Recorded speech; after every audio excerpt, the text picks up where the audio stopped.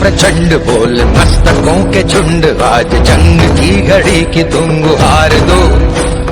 नमस्कार साथियों, आदरणीय सभी परिवार के सदस्य एवं इस जनतंत्र को स्थापित करने वाले मेरे बदनावर विधानसभा के आदरणीय मतदाताओं, मैं युवराज सिंह राठौर आज आप सभी के समक्ष कुछ विशेष चीजें लेकर आया हूं।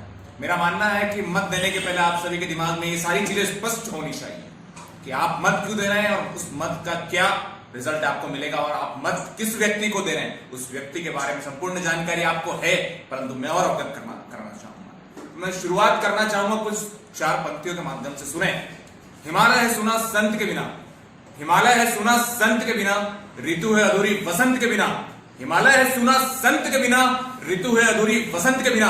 और आदरणीय राजा साहब राजवर्धन सिंह दत्ती गांव की बात करें और आदरणीय परम सम्मानीय राजा साहब राजवर्धन सिंह दत्ती गांव की बात करें तो मित्रों, राजा साहब राजवर्धन सिंह दत्ती गांव सुने हैं बदनावर के बिना, बदनावर के विकास के बिना समूचे विकास प्रगति पथ पर अग्रसर करने के लिए राजा साहब निवेदित हैं। तो मैं बताना चाहूंगा, मेरे विपक्षी साथी दल वाले कब से बहुत सारी चीजें कह रहे हैं, मैं सुने जा रहा हूं। इन्होंने इतने बुरे बुरे भद्दे भद्दे विशेषणों का प्रयोग किया है जिन्होंने राजनीति को एक निचले स्तर पर ला दिया है। मेरा मानना है कि आपसी द्वेष हो सकते हैं, मतभेद हो सकते हैं, परंतु मतभेद नहीं होना चाहिए, क्योंकि राजनीति आज जब मेरी युवाओं से चर्चा चलती है, जब मेरे हम उम्र के व्यक्ति बात करते हैं तो वो ये कहते हैं कि राजनीति एक निचला कीचड़ होता जा रहा है और उसको बनाने वाले कौन है? उसको बनाने वाले हम हैं। हम किसी पर भी अभद्र टिप्पणी कैसे कर सकते हैं? कौन होते हैं ये गद्दार कहने वाले?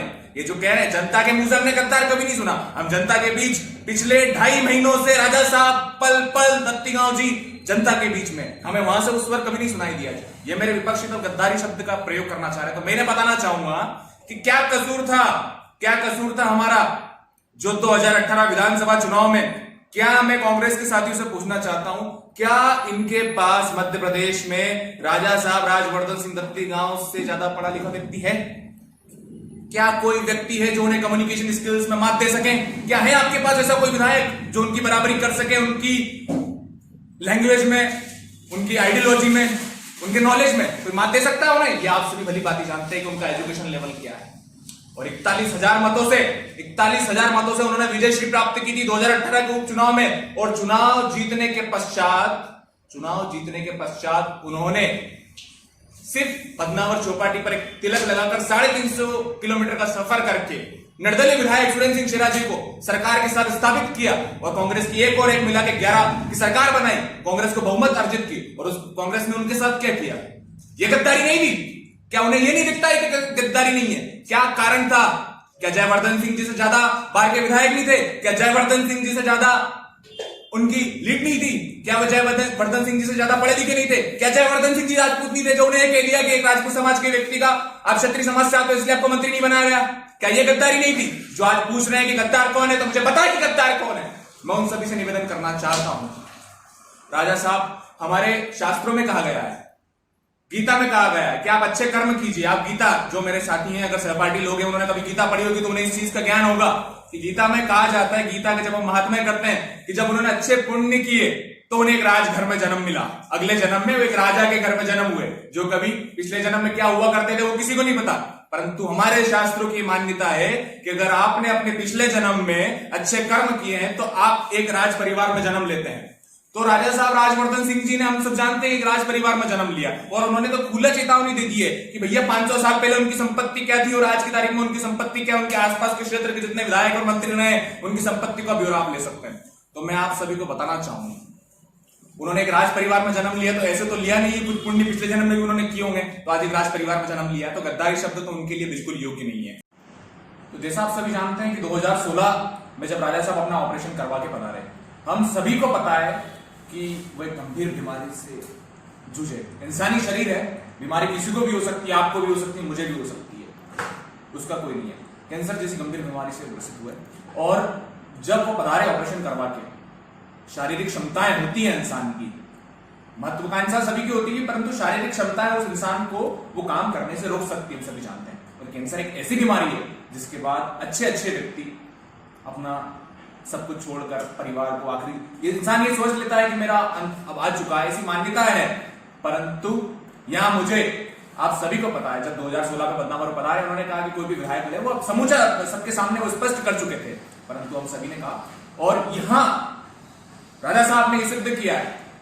अटल बिहारी जी की मुझे यह पंक्तियां याद आती है, छोटे मन से कोई बड़ा नहीं होता, छोटे मन से कोई बड़ा नहीं होता और टूटे मन से कोई खड़ा नहीं होता। ये राजा साहब राजवर्धन सिंह ने सिद्ध करके दिखाया। कैंसर जैसी बड़ी बीमारी से जीत कर आए और 2018 के चुनाव में जोरदार प्रसार करने के बाद 41,000 मतों से विजयश्री की, और यही उनकी विजयश्री की जब बदनावर का हक बदनावर को नहीं दिया गया। राजा साहब जो एक डिजर्विंग व्यक्ति थे, उनको अपना हक नहीं दिया गया आदरणीय राजवर्धन सिंह जी को।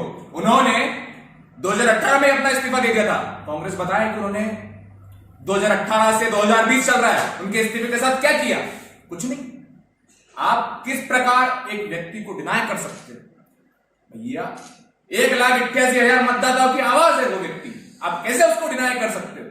ये साबित राजवर्धन सिंह जी ने साबित कर दिया है कि जिसके मन में शक्ति होती, जिसकी इच्छा शक्ति होती, दृढ़ शक्ति होती है, वो चाहे किसी भी बीमारी में हो। आज वह, मैं अपने आप को शारीरिक फिट मानता हूं, आप भी, हम लोग आपस में एक दूसरे को शारीरिक फिट मानते हैं, परंतु क्या आप में इतनी क्षमता है कि आप रात में सुबह 6 बजे उठे और रात में 2-2 बजे तक प्रचार कर सके? क्या मैं कर सकता हूं? ये सोचकर देखिए, ये उनकी इच्छा शक्ति थी। तो अटल बिहारी जी के शब्द यहां सत्य हो गए हैं कि छोटे मन से कोई बड़ा नहीं होता और टूटे मन से कोई खड़ा नहीं होता। मन की शक्ति होनी चाहिए। उसके बावजूद सभी के सामने है कि क्या हुआ, इस्तीफे हुए और एक साथ 22 विधायकों ने एक साथ इस्तीफा दिया। ये कोई मामूली बात नहीं है। कांग्रेस को इस पर विचार करना चाहिए, मंथन करना चाहिए, ना कि आरोप लगाना चाहिए। सत्ताएं आएंगी, सत्ताएं जाएंगी, पर राजनीति, राज और नीति ये मेंटेन होना चाहिए।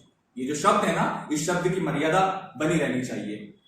अंत में बात करें हक की, बदनावर का हक बदनावर को मिला है। अंत में अपने शब्दों को विराम देने से पहले बस इतना कहूंगा कि कल 3 तारीख है, 3 नवंबर, 3 नंबर का बटन, कमल का फूल आदरणीय राजा साहब राजवर्धन सिंह दत्ती गांव के हाथों को हमें मजबूत करना होगा और बदनावर का विकास, बदनावर की तकदीर और तस्वीर बदलने वाली समूचे मध्य प्रदेश में उद्योग विभाग एक अलग नाम से जाना जाएगा। ये मेरी आशा है, मेरी शुभकामनाएं राजा साहब राजवर्धन सिंह दत्ती गांव जी के साथ, और मैं आशा करता हूं कि आप सभी भी अपना अमूल्य वोट कल उन्हें देंगे। और अंत में अपनी वाणी को विराम देने से पहले सिर्फ इतना ही कहूंगा, सौभाग्य सब दिन सोता है, देखो आगे क्या होता है। और भगवत गीता की मुझे कुछ पंक्तियां याद आ रही है, if you don't fight for what you want, if you don't fight for what you want, then don't cry for what you lost. तो इस पर चिंतन कीजिए और देखिए, सौभाग्य सब दिन सोता है, देखो आगे क्या होता है। जय हिंद, जय भारत। कमल के फूल का बटन दबाइए और राजा साहब राजवर्धन सिंह दत्ती गांव के हाथों को मजबूत कीजिए और बदनावर के विकास से अग्रसर के पथ पर अग्रसर कीजिए। मेरा आपसे कुछ नहीं बताना। जय हिंद, जय भारत।